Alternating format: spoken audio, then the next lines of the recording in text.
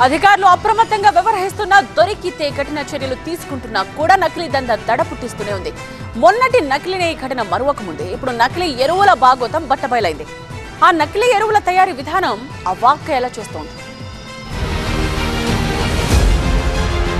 తెలంగాణలో యూరియా కోసం రైతులు యుద్ధాలే చేస్తున్నారు.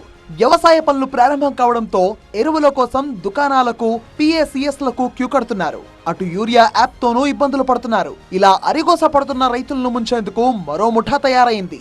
నకిలీ యూరియా DAP తయారు చేస్తున్న కేటుగాళ్ల భాగోతం బట్టబయలైంది. సూర్యాపేట జిల్లాలో వెలుగులోకి వచ్చింది నకిలీ వ్యవహారం. ఎప్పటిలాగే వరి సాగుకు సిద్ధమైన మట్టపల్లి మండలం రఘునాథపాలెంకు చెందిన రైతులు ఓ వ్యాపారి దగ్గర పెద్ద ఎత్తున DAP బస్తాలు కొనుగోలు చేశారు. తీరా పొలం దగ్గరకు వెళ్లి చూడగా నకిలీ ఎరువుగా అనుమానం వచ్చింది. వెంటనే రైతులంతా కలిసి వ్యవసాయ అధికారులకు ఫిర్యాదు చేశారు. 366 వ్యవసాయం చేసిన తర్వాత కూడా మా పంటకు గిట్టుబాటు ధర లేదు. మా పంట పోయిన తర్వాత దళారు చేతిలో పోయింది. కానీ మేము ఆత్మహత్యలు చేసుకునింది. కాబట్టి ఇలాంటి వాళ్ళని తగిన చర్యలు తీసుకొని కఠినంగా శిక్షించి దయచేసి మా మీద దయచేసి మా మందుకట్లు డబ్బులు మాకు ఇప్పియండి. లేకపోతే మాకు చివరికి వచ్చేది మా ఆత్మహత్యలే. ఇక రంగంలోకి దిగిన అధికారులు ఇది పక్కా నకిలీ DAPగా తేల్చారు. వెంటనే పోలీసులకు ఫిర్యాదు చేశారు. ప్రైవేట్ వ్యక్తుల దగ్గర ఎట్టి పరిస్థితుల్లోనూ ఎరువులు కొనొద్దన్నారు. ఒక 500 బస్తాలు రైతులకి రాత్రిపూట వచ్చి అమ్మినట్టుగా మాకు తెలిసింది DAP పేరు మీద. దీని మీద మేము కంపెనీ వారిని కూడా పిలిపించడం వల్ల మాకు దీని మీద ఎరువులు ఇది DAP కాదు నకిలీదని అనుమానం వచ్చింది.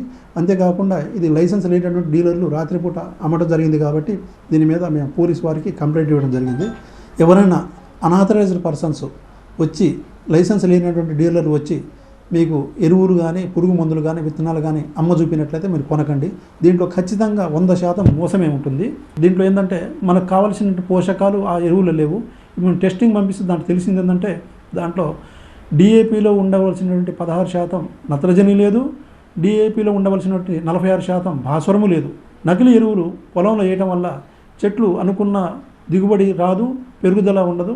అంటే 2 విధాలుగా రైతులకు నష్టం జరుగుతుంది. సూర్యాపేట జిల్లాలో నకిలీ DAP కొనుగోలు చేస్తున్న ఘటనపై నమోదైన కేసు విచారణలో కీలక ఆధారాలు లభించాయి. వాటి ఆధారంగా హైదరాబాద్ శివారు అంబర్పేటలోని గోదాంపై మెరుపు దాడి నిర్వహించారు.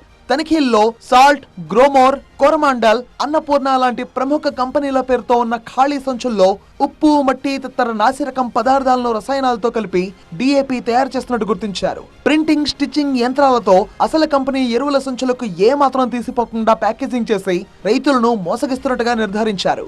నకిలీ ఎరువులను మేళ్ల చెరువు, నాగర్ కర్నూలు జిల్లా బిజినేపల్లి తదితర ప్రాంతాలకు ఏజెంట్ల ద్వారా సరఫరా చేస్తున్నట్టుగా తమ విచారణలో తేలిందని పోలీసులు తెలిపారు. స్వాధీనం చేసుకున్న నకిలీ ఎరువులను వ్యవసాయ శాఖ అధికారులకు అప్పగించారు. వీటి విలువ 1.5 కోట్ల రూపాయలు ఉంటుందని పరారీలో ఉన్న నిందితుల కోసం ప్రత్యేక బృందాలతో గాలిస్తున్నట్టుగా స్పష్టం చేశారు. మొత్తంగా దేశానికే అన్నం పెట్టే రైతన్నను సైతం మోసం చేస్తూ కేటుగాళ్లు సొమ్ము చేసుకుంటున్నారు. దీంతో అప్రమత్తమైన అధికారులు కేటుగాళ్ల పని పడుతూనే ఎలాంటి ఎరువులు కొనాలి అనే విషయంలో రైతులకు అవగాహన కల్పిస్తున్నారు.